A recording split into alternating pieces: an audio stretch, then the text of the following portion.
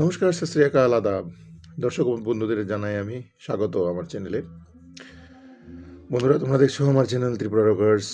আমি মৃত্যুঞ্জয় দাস, তোমাদের সঙ্গে, তোমাদের সাথে, তোমাদের পাশে সব সময়। বন্ধুরা, আজকে আমি আরেকটি নতুন প্রতিবেদন নিয়ে এলাম এবং এই প্রতিবেদনটি পুরো রাজ্যবাসীর জন্য খুবই গুরুত্বপূর্ণ। শুধুমাত্র রাজ্যবাসী না, এটা অ্যাকচুয়ালি আমাদের আজকের সমাজ ব্যবস্থার একটা প্রতিরূপ। তো তোমরা আমার ভিডিওটা পুরোটা দেখবে। এটা আমি এখানে কাউকে ব্লেম করছি না। আমি শুধু সমাজ ব্যবস্থা, আমি এখানে শুধু সরকারকে আমি কাঠগড়ায় দাঁড় করাচ্ছি না। আমি প্রত্যেকটা সেই ব্যক্তিকে কাঠগড়ায় দাঁড় করাচ্ছি যারা নিজেদের সমাজের মধ্যে নিজেদেরকে বুদ্ধিমান এবং বুদ্ধিদীপ্ত এবং নিজেদেরকে মাতব্বর বলে গণ্য করে, যাদের হাতে সমাজ ব্যবস্থাটা আছে সঠিকভাবে পরিচালিত করবার জন্য। কিন্তু আজকে সমাজ ব্যবস্থা কোথায় গিয়ে ঠেকেছে এটা আজকে আমার ভিডিওর মধ্যে তোমরা দেখতে পাবে। শুধু জেআরবিটি নিয়ে ভিডিও করি তার জন্য নয়, কিন্তু এই জেআরবিটির মাধ্যমে আমি আজকে সমাজের এমন একটা দিক তুলে ধরব, আজকে তোমরা নিজেরাই বলবে যে আমাদের সমাজটা কি মানে সত্যি সত্যি উন্নতি হয়েছে নাকি অবনতির দিকে যাচ্ছে। হ্যাঁ বন্ধুরা, তোমরা আমার ভিডিওটা দেখো, তারপর বলবে তোমাদের কমেন্টস, অবশ্যই কমেন্টস তোমরা জানাবে।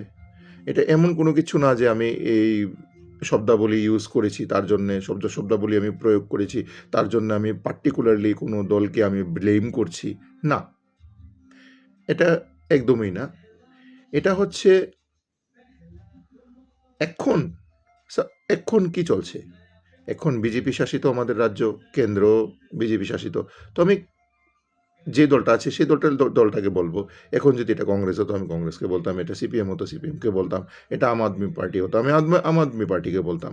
কারণ সমাজের যারা কাণ্ডারি, যাদের হাতে সমাজটাকে পরিচালিত করবার রিমোট কন্ট্রোল আছে, তাদেরকে তো আমি বলবো নাকি? আমি কি অন্য যাদের হাতে নেই তাদেরকে তো আমি তো বলতে পারি না, না?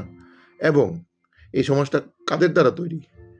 আমি, আপনি, আমাদের আপামর এই যে জনগণ আছি, সাধারণ জনগণ, আমাদের হাতেই তো সমাজটা। আমরাই তো সরকারকে আমরা করি, প্রতিষ্ঠিত করি।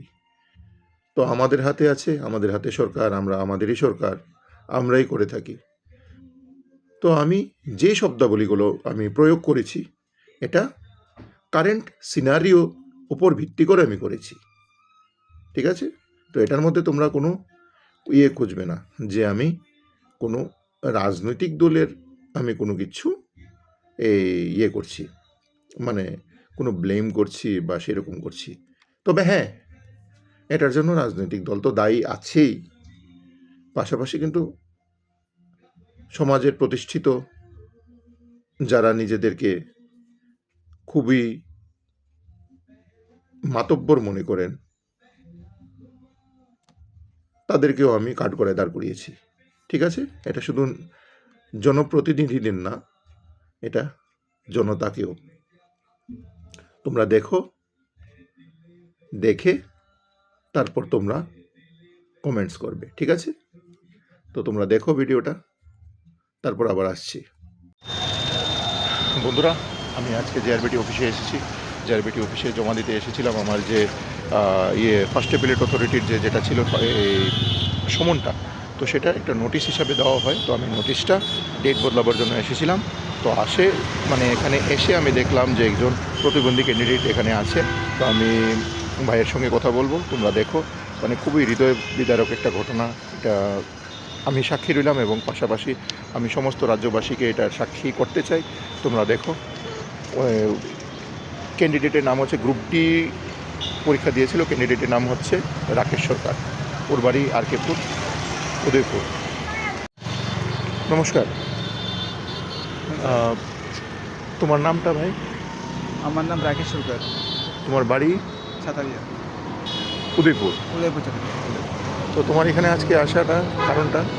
আমাকে ওয়াই মাস্টার দেখতে দিচ্ছি না, তার জন্য ফার্স্ট অ্যাপিলেট অথরিটির কাছে তুমি ইয়ে করেছিলে, হ্যাঁ হ্যাঁ, আপিল করেছিলে। হ্যাঁ স্যার, তো সেটা তোমার কবে ডেট পড়েছিল? 26 তারিখে এই মাসেরই। স্যার। তো এটা কি চেঞ্জ হয়েছে? মানে চেঞ্জ করবার জন্য তুমি কিছু অ্যাপ্লিকেশন দিয়েছো? অ্যাপ্লিকেশন দিয়েছি স্যার। কোনটা দিয়েছো?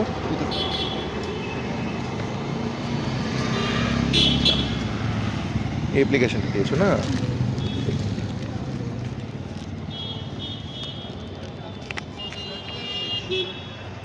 ধরতে পারবে ভালো করে একটু?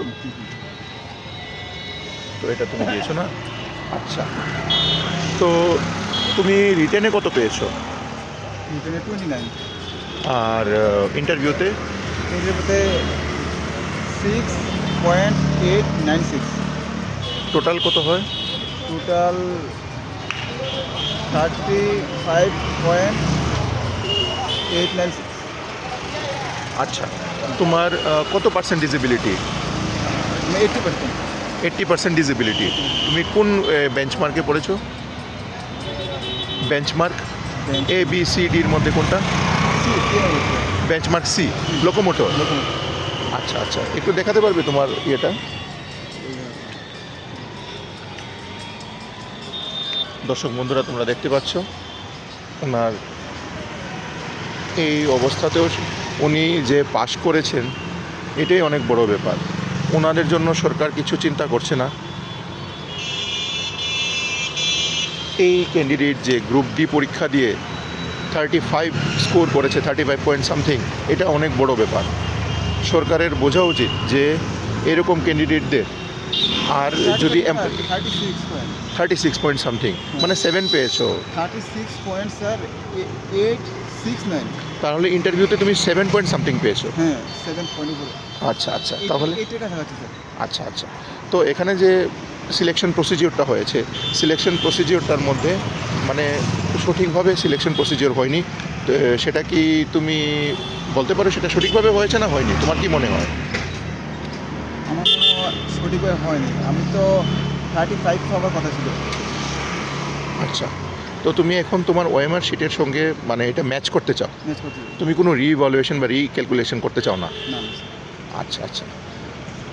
এটার জন্য ওরা কি বলছে, দেখতে দেবে না? বলছে ওইটা হাইকোর্টে নাকি দেখতে দেওয়া হয় না, এরকম হাইকোর্ট? কোর্টের থেকে এরকম বলবে। মানে সুপ্রিম কোর্টের এটা যেটা সবাইকে হ্যাঁ। দেখাচ্ছে, সুপ্রিম কোর্টের অর্ডার। আচ্ছা। কিন্তু এটা নিয়ে তো সঠিক কোনো তথ্য ওরা তুলে ধরছে না। হুম। তো এখন তুমি কি করতে চাও? এটার ফার্স্ট অ্যাপিলেট অথরিটির যদি সঠিকভাবে উত্তর না দেয়, তারপর কি করবে? আমি ওই মাসে দেখতে যাই, না, ওরা যদি না দেখতে দেয় তারপর কি করবে? তারপর আমি কেস করতে যাই। কেস করবে না? আচ্ছা আচ্ছা, ঠিক আছে। তো তোমার এখন তুমি এমনিতে কি করো? আমি স্যার কিছু করি না স্যার, আমাকে এখন ভাতাও দিয়েছে না স্যার। ভাতাও দিচ্ছে না? ভাতাও দিয়েছে না। সরকার থেকে ভাতাও বন্ধ? ভাতা আমি এবার গিয়েছিলাম ভাতার জন্য, তখন তারা তখন বলছিল যে এখন হবে না, 3 মাস পরে আসছে। তারপর আমি আর গেলাম না। দর্শক বন্ধুরা, তোমরা শুনতে পেলে কি অবস্থায় চলছে আজ এই বর্তমান পরিস্থিতি। একজন বিকলাঙ্গ, সে কাজ করতে একদমই অক্ষম। তোমরা দেখতে পাচ্ছ, টোটালি পার্মানেন্ট ডিসেবিলিটি। এইরকম লোককে যদি ভাতা না দেওয়া হয়, যদি চাকরি না দেওয়া হয়, তাহলে কিভাবে চলবে? সংসারে কয়জন আছে তোমার? আমার সংসারে মা বাবা আছে, হুম। আমার ছেলে আছে একজন, মেয়ে আছে একজন, আর আমার ওয়াইফ আছে। আচ্ছা। তো তোমার এখানে রোজগার কে করে? রোজগারে কে? রোজগার মা কাজ করে স্যার, আর বাবা তো একদম বয়স্ক, বাবা কিছু করতে পারে না। আচ্ছা। আর ছোটো ভাই আছে, কথা শুনে না স্যার। গাড়িতে গাড়ি ড্রাইভিং করে রাখে স্যার, গাড়িতে ড্রাইভিং করে। দর্শক বন্ধুরা, এই হচ্ছে বর্তমান পরিস্থিতি। তোমরা শুনতে পেলে, তোমাদের নিজের কান দিয়ে শুনতে পেলে, তোমরা নিজের চোখ দিয়ে তোমরা দেখতে পাচ্ছ যে বর্তমান পরিস্থিতি কোন দিকে গিয়েছে। এই হচ্ছে অমৃত যুগ। সবকা সাথ, সবকা বিকাশ, সবকা বিশ্বাস। তো বন্ধুরা, তোমরা যেমন ভিডিওতে দেখলে যে রাকেশ সরকার, ওর একটা হাত নেই, 80% ডিসেবিলিটি, আরেকটা হাত দিয়ে কোনো ক্রমে ও কাজ করছে। কোনো ক্রমে সরকারের কি উচিত না ওকে একটা চাকরি দেবার? ওর বাড়িতে কেউ চাকরি করে না, সরকারের উচিত না ওকে চাকরি দেওয়া? কেন দেয়নি? ও তো জেআরবিটি পরীক্ষা পাশ করেছে, এমন অবস্থাতেও সে পাশ করেছে। অনেক বড় বড় মানে যারা অনেক পড়াশোনা করেছে তারাও কিন্তু পাশ করেনি। সরকার এরকম নিয়ম কেন প্রণয়ন করে না যে গ্রুপ ডির জন্য শুধুমাত্র ক্লাস 8 পর্যন্ত, মানে 10 ফেল পর্যন্ত, 10th ফেল, 10th পাস না, 10th ফেল পর্যন্ত অ্যাপ্লাই করবে, 5 পাস এবং 8 পাস, 10th ফেল পর্যন্ত, আপ টু 10th ফেল। এটা কেন করে না গ্রুপ ডির জন্য? পরিকাঠামো কেন এরকম করে না? আসামে তো আছে এরকম নিয়ম, তো আমাদের এখানে কেন করে না? আসামেও তো বিজেপি গভর্নমেন্ট, হেমন্ত বিশ্ব শর্মাজি, তো কেন করে না? আমাদের এখানে তো এটা করা উচিত। ওরা কি করে ভাত খাবে? ওদেরকে কে ভাত দেবে? যারা চাকরি পেয়ে যায় তারা তো, ওরা তো নিজেদের সবাই নিজেদের গার্ড গোছাতে ব্যস্ত হয়ে যায়, গাইড গোছায়। এমনও আছে যারা মানে গ্যাজেটেড অফিসারের ওয়াইফরা পাচ্ছে, শিক্ষকের ছেলে মেয়েরা পাচ্ছে। এরপর কি ওরা দেখছে সমাজটাকে? দেখছে না, নিজেদের দিকেই ব্যস্ত হয়ে থাকে। বাস, ওদের খালি এ ডিমান্ড, ওই ডিমান্ড, ডিএ লাগবে, হ্যান লাগবে, টেন লাগবে, এই কমিশন লাগবে, সেই কমিশন লাগবে, 7 pay commission, 8 pay commission, 9 pay commission, 10 pay commission, অনেক কিছু লাগবে। কিন্তু যাদের দরকার চাকরি, এই যে রাকেশ সরকার, ওর একটা হাত কাটা, আরেকটা হাত ব্যান্ড, কি দুরবস্থার মধ্য দিয়ে ও যাচ্ছে। আমি যতটুকু পারি ওর জন্য আমি চেষ্টা করছি। আমার হাতে যদি পাওয়ার থাকতো, আমি এই সমস্ত যারা পিডাব্লিউডি ক্যান্ডিডেট আছে তাদের জন্য আমি কিছু একটা করতে পারতাম। যদি আমি আজকে যদি আমার হাতে সেরকম পাওয়ার থাকতো, সরকারের যেরকম পাওয়ার থাকে সেরকম পাওয়ার যদি আমার হাতে থাকতো, আমি নিজে করতাম। আমার এত খারাপ লাগছে মানে ওদের জন্য। শুধু ও না, যেমন ওই অমিত দেববর্মা আছে, বিপুল ত্রিপুরা আছে, লক্ষ্মী মানসী চাকমা আছে, ওদের দিকে সরকার কেন চায় না? তাদেরকে চাকরি দাও, ওরা জেনুইন, ওদের চাকরি দরকার। কি করে কি না। তারপর আরেকটা জিনিস শুনে তো আমার সাংঘাতিক খারাপ লাগলো, সেটা হচ্ছে এই রাকেশ সরকারের নাকি ভাতা বন্ধ। এরকম কতজনের ভাতা বন্ধ? যারা দর্শক বন্ধুরা আমার ভিডিও দেখছো, আমি তাদের মধ্যে থেকে যারা মানে এই দিব্যাঙ্গনরা আছেন, আমি তাদেরকে বলছি, তোমরা আমাকে কমেন্ট বক্সে জানাও তোমাদের কাদের কাদের ভাতা বন্ধ হয়ে আছে। কেন ভাতা বন্ধ হবে? কেন ভাতা বন্ধ হবে? আলতু ফালতু মানুষদেরকে ভাতা দিচ্ছে। যাদের বিপিএল দরকার নেই ওরা বিপিএল নিয়ে বসে আছে, যাদের বাড়িতে 2-3টে গাড়ি তাদের বিপিএল আছে, আর যাদের জেনুইন তাদের ভাতা বন্ধ। বিপিএল দুরস্ত, ওদের ভাতা বন্ধ। How strange! এগুলোর কেন এই ফিল্ড অডিট করানো হয় না? ফিল্ড অডিট দরকার, কাদের কাদের কি কি দরকার, এটা ফিল্ড অডিট দরকার। গভর্নমেন্ট কেন এরকম ইনিশিয়েটিভ নিচ্ছে না? খুবই দুঃখজনক ব্যাপার, খুবই দুঃখজনক। এই জন্য আমি যে সরকারে থাকবে আমি তাকেই আমি দাঁড় করাবো। এই সমস্ত লোকেদের জন্যই তো সরকারের করা উচিত। যাদের পেট ভর্তি তাদের তো দরকার নেই, যাদের পেট খালি তাদেরকে দাও। তাদের জন্যই তো ট্যাক্স কাটা, এপিএল থেকে নিয়ে বিপিএলকে দেওয়া হয়।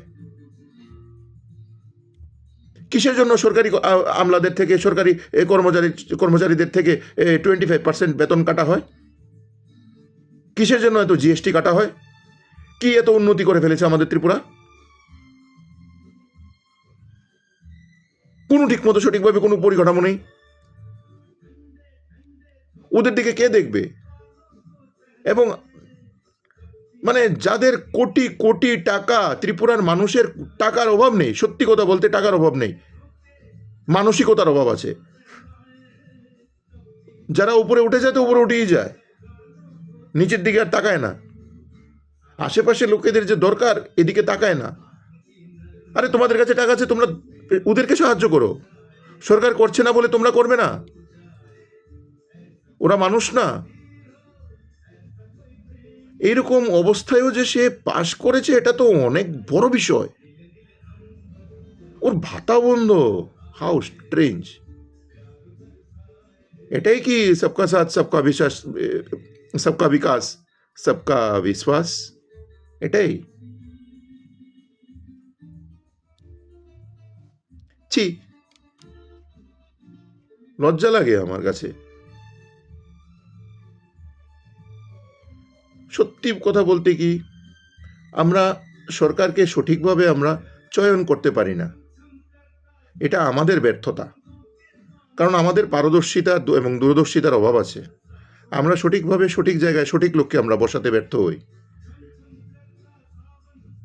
সরকারের উচিত প্রত্যেকটা মানুষের বাড়িতে আসা, যে না আমি এটা পারছি না, আমি ওটা পারছি না, আমাদের এরকম কাজ থাকে। সরকার যদি এরকম বলে, আরে যা, কি কাজ থাকে, কি কাজ থাকে? আমি যদি এরকম কোনো দিন পাওয়ার আমাকে কেউ যদি দেয়, আমি দেখিয়ে দেব কাজ কিভাবে করতে হয়, আমি শিখিয়ে দেব। যে কোনো দল হোক। সত্যি কথা, এইরকম লোকেদের যদি নেগলেক্ট করা হয়ে থাকে, আমাদের সমাজ ব্যবস্থাতে কোথায় গিয়ে ঠেকেছে? এটা লজ্জাজনক ইতিহাস, মানে অধ্যায়। ওদের পোস্ট খালি যায়, ওদেরকে চাকরি দেয় না, ওদের পোস্ট খালি যায়। যাদের চাকরি দরকার তাদের পোস্ট খালি। আহা হা, কি অমৃত যোগ চলছে! আর যাদের দরকার নেই তাদের সব ফিল আপও না ব্যাকেন থাকে, কারণ সেখান থেকে তো আবার উপরের পোস্টে যারা করে ওয়েটিং লিস্টও থাকে না। কোথায় গেল ওয়েটিং লিস্ট? কিসের জন্য ওয়েটিং লিস্ট? এই এই যে ঘটনাগুলো ঘটছে, এই যে এরকম লোকেদের, তাদের জন্য ওয়েটিং লিস্ট। ওয়েটিং লিস্টের জন্য কি ক্যাবিনেট অ্যাপ্রুভেল লাগে? না, লাগে না। ওয়েটিং লিস্টের জন্য ক্যাবিনেট অ্যাপ্রুভেল লাগে না। অনেক কিছু পলিসি আছে, জাস্ট লাইক সেভিং পলিসি। তো ওয়েটিং লিস্টও এরকম। এটার জন্য অ্যাপ্রুভেল নিতে হয় না। Department can prepare waiting list, বা board can prepare by themselves. কেউ না করবে না, কিন্তু ওয়েটিং লিস্ট প্রিপেয়ার করেনি জেআরবিটি। 4 বছর ধরেও চলে এসেছে। এমনিতে বোঝা যায় বাটপার। গ্রুপ সিতে কি করলো? টেকনিক্যাল এবং নন টেকনিক্যাল একত্র করে দিল, যেটা করতে পারে না। সবচেয়ে বড় ব্লান্ডার, সবচেয়ে বড় ব্লান্ডার। ওরা বলে সিপিএম এ ব্লান্ডার করে। সিপিএম এর থেকেও 300 গুণ বেশি ব্লান্ডার করেছে এটা।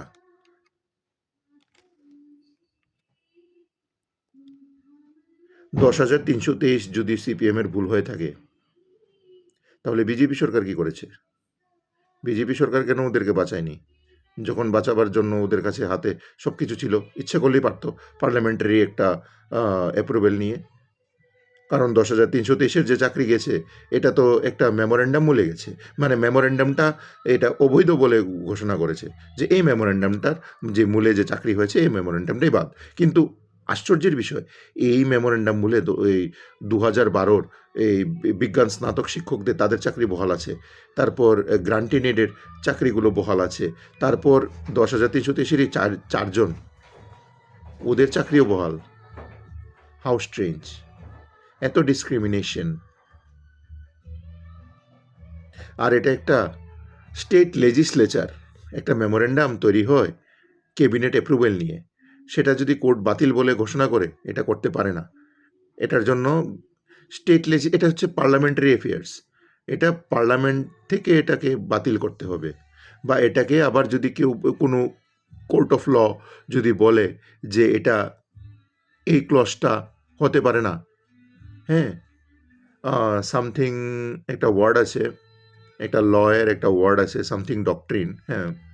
তো যদি এরকম হয়ে থাকে, তো এটাকে সঠিক করবারও দায়িত্ব state parliament, state legislative অ্যাসেম্বলির।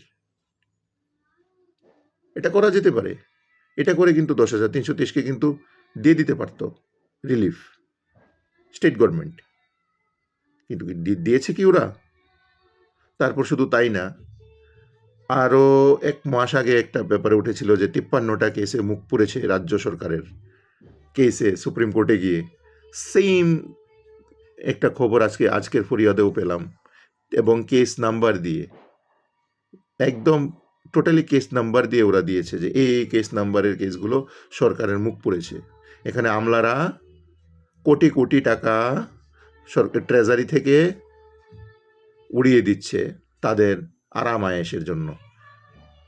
State গভর্নমেন্টকে ভুল বুঝিয়ে, বুঝিয়ে কেস করায়, সুপ্রিম কোর্টে নিয়ে যায় এবং সেখানেও বাঁশ খায় এবং আমাদের ট্যাক্সের টাকা নয়ছয় করে। কেন? এই টাকাগুলো কি এই যে রাকেশ সরকারের মতো, বিকাশ দেববর্মার মতো, লক্ষ্মী মানসী চাকমার মতো, বিপুল ত্রিপুরার মতো লোকেদের কি দেওয়া যেত না? এই বেতনই তো ওদের চাকরি হয়ে যায়। গ্রুপ ডির বেতন আর কত? যে টাকা নয়ছয় করে সরকার কেস করে, এই টাকাতেই তো হয়ে যায় ওদের বেতন।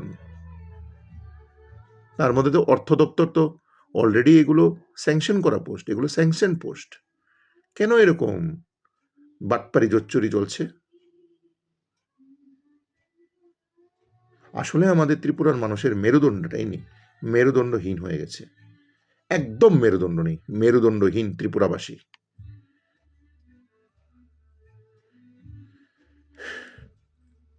কি আর বলবো আমি? বলার কিছু নেই। আমি শুধু জেআরবিটি নিয়ে আমি নিউজ করি না, আমি ভিউজের জন্যও করি না। আমি চাই সমাজ ব্যবস্থাটা ঠিক হোক, তার জন্যই আমি এত কথা বলি। এই ভিডিওসগুলো আমি পার্টিকুলারলি তার জন্যই করি। আমার এখানে আমার নিজস্ব কোনো স্বার্থ নেই। আর যে ঘোটালাগুলো বলেছিলাম, একে একে এগুলো ঘোটালাগুলো সাবিত হচ্ছে। কে যেন কিঙ্কর ভৌমিকের কেসের কথা বলছিল, একটা ইউটিউবার, কিঙ্কর ভৌমিকের কথাটা কিঙ্কর ভৌমিকের কেসটা। কিঙ্কর ভৌমিক আমার কাছে এসেছিল, আমি ওকে কেসটা করিয়েছি। ওর রিজয়েন্ডারের স্টেজে আছে, তো ওর রিজয়েন্ডার প্রিপেয়ার করা হয়েছে, চেকিং বাকি, সেটা জমা দেওয়া হবে, ডেট পড়েনি কিঙ্কর ভৌমিকেরটা। আরেকটা নতুন কেসও হবে, অভিজিৎ দাসের কেস হবে, সেম কেস, সেম আইটিআই পাসদের ডাকা হয়নি। জেআরবিটি ব্লান্ডার করেছে। আমি আমার আগের একটা ভিডিওতে আমি বলেছি যে একটা স্টেপ ফলো করিনি, scrutiny of document, JRBT follow করিনি। এটা নিয়ে যদি পার্টিকুলারলি কেস হয়, পিআইএল করা হয়, তাহলে গ্রুপ সির সমস্ত চাকরি বাতিল করতে বাধ্য হবে। এটা হচ্ছে ব্লান্ডার। এটা 10,323 না, 10,323 তো চাকরি পেয়েছিল। এখানে তো শুধু ছিল যারা ইকোনমিক্যালি যারা ব্যাকওয়ার্ড, এটা যাতে না থাকে। সত্য এই ক্লজটা ভুল, কিন্তু সেন্ট্রাল গভর্নমেন্ট তো আবার সেই ইএসএম করে একটা মানে রিজার্ভেশন আবার দিয়ে দিল। এদিকে বাতিল করলো, এদিকে আবার ঢুকিয়ে দিল। এটাকে বলে ডিসক্রিমিনেশন। কিন্তু জেআরবিটি কি করলো? দিনে ডাকাতি করেছে, দিনে ডাকাতি। এর মধ্যে লেখা এই junior operator within bracket pump 236টা পোস্ট, আর junior MTO multitasking operator within bracket uncommon 209টা পোস্ট, দুটো মিলিয়ে 445টা পোস্ট। একটা হচ্ছে ওয়াটার রিসোর্সের পাম্প অপারেটর, আর জুনিয়র মাল্টিটাস্কিংয়ের হচ্ছে এই DWS drinking water and sanitation, 209টা পোস্ট। এগুলো ফিল আপ হয়নি। কেন ফিল আপ হয়নি? কারণ ক্যান্ডিডেট পায়নি। কী করে পাবে? যারা 30% পেয়েছে রিজার্ভ ক্যাটাগরি, আর যারা 35% পেয়েছে আনরিজার্ভ ক্যাটাগরি, মেয়ারলি পাস করেছে, যেমন 60 পেয়েছে, 62 পেয়েছে, 65 পেয়েছে, আর মানে রিজার্ভ ক্যাটাগরি থেকে 57 পেয়েছে, তাদেরকে তো ডাকা হয়নি ইন্টারভিউতে। কী করে ডাকা হবে? ওদের যে ডকুমেন্ট ভেরিফিকেশন আগে যে একটা আছে স্টেপ, স্ক্রুটিনি অফ ডকুমেন্ট, সেটা তো করা হয়নি। সেটা যদি করা হতো, তাহলে আজকে এখানে ম্যাক্সিমাম সিটি মানে ভ্যাকেন্সি ফিল আপ হয়ে যেত। ঠিক আছে? এটা ব্লান্ডার করেছে। এগুলো হচ্ছে টেকনিক্যাল, এর মধ্যে মেনশন করা আছে। Group C technical classification of পোস্টে, আর এলডিসির মধ্যে কিন্তু এরপর এগ্রি অ্যাসিস্ট্যান্ট, এই টিএফএস, এক্সেপ্ট টিএফএস গ্রেড 3, এগুলোতে কিন্তু কি লেখা জানো আরারে? গ্রুপ সি, নন গেজেটেড, বাস, non technical. It is not technical. তো গাড়ির ড্রাইভার আর একটা করণিক, ওদের মধ্যে কি পোস্টগুলো কি সমান? হ্যাঁ, গাড়ির ড্রাইভারের পরীক্ষা তো আলাদা নেওয়া হয়, আর এই পরীক্ষাটা যদি সেপারেটলি নেওয়া হতো বা সেপারেট একটা পেপার সেট করা হতো, সেপারেট একটা পেজই সেট আপ করা হতো এই টেকনিক্যাল পোস্টগুলোর জন্য। অনেক পোস্ট, অন্তত 100টা পোস্ট ফিল আপ হয়ে যেত, 100 থেকে 150টা ফিল আপ হয়ে যেত গ্যারান্টি সহকারে। এই হচ্ছে অবস্থা, যার নাই কোনো ব্যবস্থা। তো এটা আরবিট্রারিলি যে আরবিটির চেয়ারম্যান উনি করেছেন এবং করে যাচ্ছেন, উনি মিথ্যে কথা বলছেন। এবং আরেকটা কথা আমি বলে রাখছি, গত 16 তারিখ 16ই নভেম্বর 2024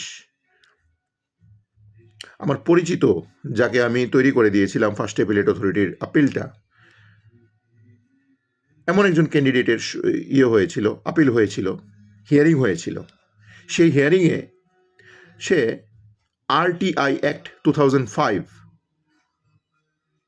অথরিটির সম্মুখে রেখেছিল। সেই RTI অ্যাক্ট, যেটা ভারত রাজপত্র, দি গ্যাজেট অফ ইন্ডিয়া, এটার মধ্যে অ্যামেন্ডেড।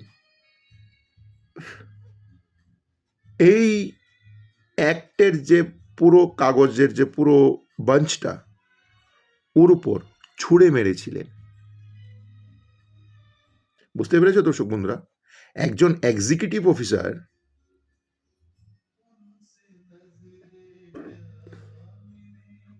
উনি কি না কাগজ ছুঁড়ে মেরেছেন। কোনটা? ভারত রাজপত্র। ওই ক্যান্ডিডেটকে ডেকে আনিয়ে তারপর এরকম এরকম কি কর্মসংস্কৃতি কি এরকম লাটে উঠেছে? এত বাজে পরিস্থিতি, কর্মসংস্কৃতি এত লাটে উঠেছে।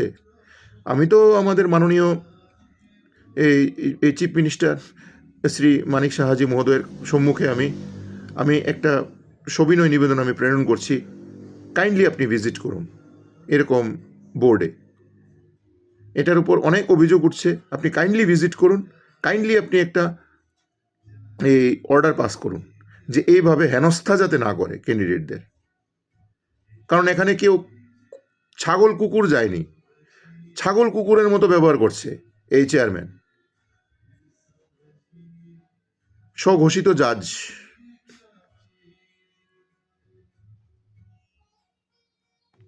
এরকম কি এতই লাটে উঠেছে? এটা কি কি মানে, এটা তো একটা জাস্ট একটা quasi board. It is not a permanent body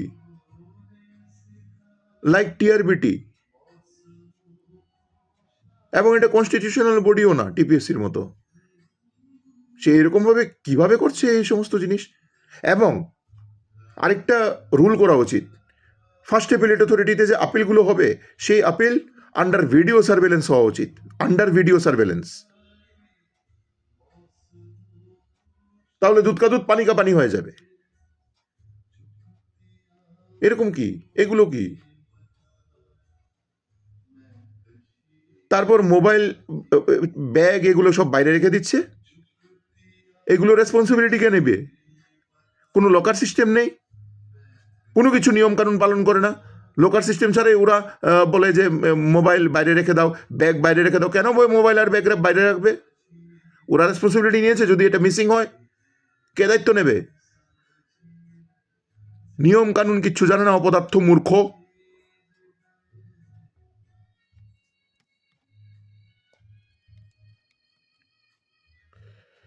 আর বেশি কিছু বলছি না বন্ধুরা, অনেক দেরি হয়ে গেছে।